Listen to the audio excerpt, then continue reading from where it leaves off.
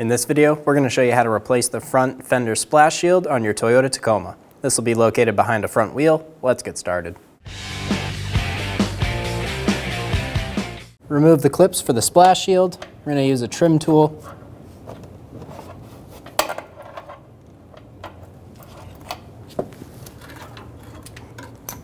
Continue going around, removing all of the clips. Remove the splash shield. Install the splash guard, line up the holes, install the clips.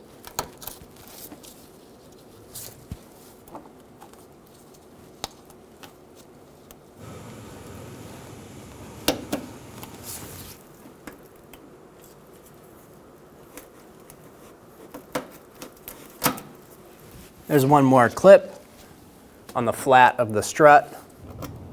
Install the clip on the strut tower, and you're good to go. When only the best will do, demand TRQ. The only company that lets you view before you do.